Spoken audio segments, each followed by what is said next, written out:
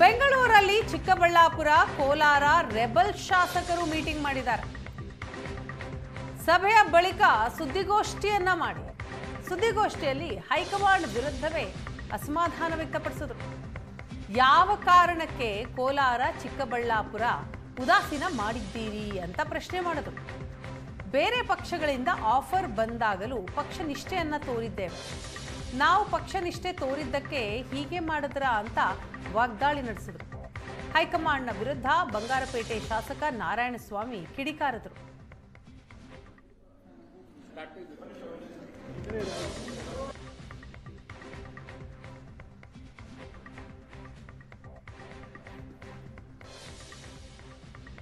ಚಿಕ್ಕಬಳ್ಳಾಪುರ ಹಾಗೂ ಕೋಲಾರಕ್ಕೆ ಸಚಿವ ಸ್ಥಾನ ಸಿಗದೇ ಇರೋದಕ್ಕೆ ಆ ಭಾಗದ ನಾಯಕರು ಗರಂ ಆಗಿದ್ದಾರೆ.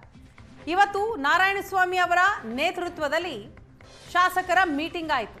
ಆ ಮೀಟಿಂಗ್ನ ಬಳಿಕ ಸುದ್ದಿಗೋಷ್ಠಿಯಲ್ಲಿ ಹೈಕಮಾಂಡ್ ವಿರುದ್ಧ ಗರಂ ಆದರು ನಾರಾಯಣಸ್ವಾಮಿ. ಈ ರಾಜ್ಯಕ್ಕೆ ಅಧಿಕಾರವನ್ನು ಕೊಟ್ಟಂತ ಜಿಲ್ಲೆ ಯಾರಾದ್ರೂ ಇದ್ರೆ ಅದಿವತ್ತು ಕೋಲಾರ ಜಿಲ್ಲೆ. ಇಂಥ ಜಿಲ್ಲೆಯ ಮಂತ್ರಿಯನ್ನು ಕೊಡದೆ ನಿರ್ಲಕ್ಷ್ಯ ಮಾಡಿರ್ತಕ್ಕಂಥದ್ದು ಖಂಡಿತ ಕೂಡ ನಮಗೆ ಬಹಳಷ್ಟು ನೋವಾಗಿದೆ. ನಾವು ಜನರಿಗೆ ಮಗ ತೋರ್ಸಕ್ಕೆ ಆಗ್ತಾ ಇಲ್ಲ. ನೀವು ಶಾಸಕರು ಅಸಮರ್ಥರ ಅಂತೇಳಿ ನಮ್ಮನ್ನು ಪ್ರಶ್ನೆಗಳನ್ನು ಕೇಳ್ತಾ ಇದ್ದಾರೆ. ಪ್ರತಿ ತಾಲೂಕಲ್ಲಿ ಇವತ್ತಿಗೂ ದಂಡಿಗಳು ಮಾಡ್ತಾ ಇದ್ದಾರೆ. ನಿನ್ನೆಯಿಂದ ರಸ್ತೆ ಚಳವಳಿ ಮಾಡ್ತಾ ಇದ್ದಾರೆ, ಗೆರವಾಗ್ತಾ ಇದ್ದಾರೆ. ಫೇಸ್ಬುಕ್, ವಾಟ್ಸಪ್ ಅಲ್ಲಿ ನಮ್ಮೆಲ್ಲ ಶಾಸಕರನ್ನು ಕೂಡ ಹೀನಾಮಾನಯವಾಗಿ ಬೈತಾರೆ. ಇದು ಒಂದು ಕಡೆ ಆ ಸರ್ಕಾರವನ್ನು ಯೂತ್ಸು ಹೀಯಾಳಿಸೋದು ನೋಡಿದ್ರೆ, ನಮ್ಮನ್ನು ಹೀಯಾಳಿಸೋದು ನೋಡಿದ್ರೆ ನಮಗೆಲ್ಲೋ ಒಂದು ಕಡೆ ಬಹಳಷ್ಟು ನೋವಾಗಿದೆ. ಇದರಿಂದ ನಾವೆಲ್ಲ ಕೂಡ ಬಹಳ ನೊಂದಿದ್ದೇವೆ. ಇವತ್ತು ನಮ್ಮ ಕಾರ್ಯಕರ್ತರಿಗೆ ನಾವು ಏನಂತ ಉತ್ತರ ಕೊಡಬೇಕು? ಅವರಿಗೆ ನಾವು ಯಾವ ಕಾರಣಕ್ಕಾಗಿ ನಮಗೆ ಶಾಸಕ ಸಚಿವ ಕೊಡಲಿಲ್ಲ ಅಂತ ಹಿಂಗೆ ಹೇಳಬೇಕು. ನಿರ್ಲಕ್ಷ್ಯ ಮಾಡೋದ್ರಿಂದ ಸಮುದಾಯ ಜನರಿಗೆ ಬಹಳಷ್ಟು ತೊಂದರೆ ಆಗಿದೆ.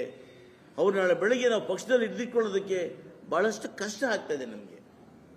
ಇಂತಹ ಸಂದರ್ಭದಲ್ಲಿ ನಾವು ಯಾವ ರೀತಿ ಪಕ್ಷವನ್ನು ಕಟ್ಟಬೇಕು, ಮುಂದೆ ಬರ್ತಕ್ಕಂಥ ತಾಲೂಕ್ ಪಂಚಾಯಿತಿ, ಜಿಲ್ಲಾ ಪಂಚಾಯಿತಿ, MLA ಎಲೆಕ್ಷನ್ಗಳು, ಲೋಕಲ್ ಎಲೆಕ್ಷನ್